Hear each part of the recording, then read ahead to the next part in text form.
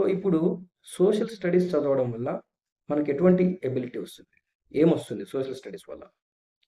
Suppose మనం ఒక ఉదాహరణకి ఇద్దరు పర్సన్స్ తీసుకుందాం.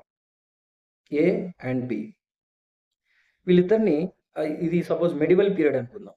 అంటే టెక్నాలజీ లేదు, ఫోన్స్ లేవు, ఇంత నాలెడ్జ్ లేదు.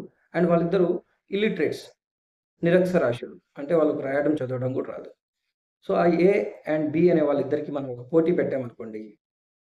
సో, అంటే హైదరాబాద్ నుండి ఏదో ఒక ఊరు, సపోజ్ మహారాష్ట్రలోని ఒక తుల్జాపూర్ అనే ఊరికి వెళ్లి రావాలని చెప్పేసి పోటీ పెట్టామనుకోండి. ఇక్కడ కండిషన్ ఏందంటే, ఏ అనేవాడు గతంలో అంటే ఒక 1 ఇయర్ బిఫోర్ వెళ్ళి వచ్చి ఉన్నాడు. కానీ బి అనేవాడు ఎప్పుడూ అక్కడికి వెళ్ళలేదు. సో, ఇప్పుడు వీళ్ళిద్దరి మధ్య మనం పోటీ పెడితే ఎవరికి ఎక్కువ కాన్ఫిడెన్స్ ఉంటుంది వెళ్లి రావడానికి? సో, ఖచ్చితంగా ఏ అనేవాడికే ఎక్కువ కాన్ఫిడెన్స్ ఉంటుంది. ఎందుకు? ఎందుకనంటే అతనికి తెలుసు కాబట్టి. తెలుసు. అంటే వెళ్ళి వచ్చి ఉన్నాడు కాబట్టి తెలుసు. అంటే తెలిస్తే కాన్ఫిడెన్స్ ఉంటుందనే అర్థం.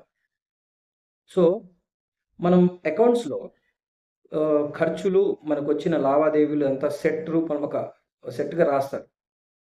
సో, దాన్ని లెడ్జ్ అంటాం. LEDG ledge. అలాగే మనకు తెలిసిన విషయాల సెట్ అంటే ఇప్పుడు sun rises in the east, sun sets in the west, the prime minister of India is Modi. అంటే మనకేమేమి తెలుసో ఆ తెలిసిన విషయాల సెట్‌ని లెడ్జ్ అంటాం. సో, ఇది దేని లెడ్జ్? తెలిసిన విషయాల లెడ్జ్. అంటే నో ప్లస్ లెడ్జ్, నాలెడ్జ్. అంటే అతనికి ఆ తుల్జాపూర్ అనే గ్రామం, ఊరు వెళ్లి రావడం ఎలాగో తెలుసు కాబట్టి బి అనేవాడికంటే ఏ అనేవాడికి ఎక్కువ కాన్ఫిడెన్స్ ఉంది. అంటే నాలెడ్జ్ ఉంది కాబట్టి.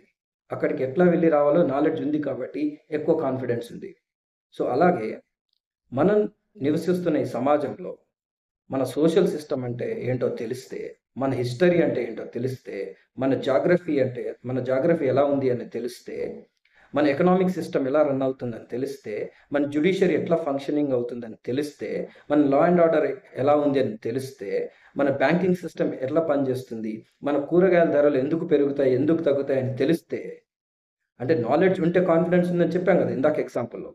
మరి ఈ సమాజంలో మనం బ్రతుకుతున్నప్పుడు ఈ మన ఇండియన్ కాన్స్టిట్యూషన్ తెలిస్తే, మన రైట్స్ తెలిస్తే, మనకి సమాజంలో బ్రతకడానికి ఎంత కాన్ఫిడెన్స్ ఉంటుంది. సో, ఇవన్నీ మనకి ఏ సబ్జెక్ట్ ద్వారా తెలుస్తాయి? సోషల్ స్టడీస్ ద్వారా. అంటే సోషల్ స్టడీస్‌ని చదవడం వల్ల మనలో కాన్ఫిడెన్స్ పెరుగుతుంది. సో, ఇక్కడ ఏ సబ్జెక్ట్ కూడా తక్కువ కాదు. అన్ని సబ్జెక్ట్స్ నుంచి మనకు డిఫరెంట్ డిఫరెంట్ ఎబిలిటీస్ వస్తాయి. ఇవన్నీ ఎబిలిటీస్ వల్ల మనలో కొన్ని మంచి మార్పులొస్తాయి. సో, ఇక్కడ నేను చెప్పేదేంటంటే, మార్కుల కోసం చేసే శ్రమ కాదు విద్య. మనలో మార్పుల కోసం చేసే పరిశ్రమే విద్య.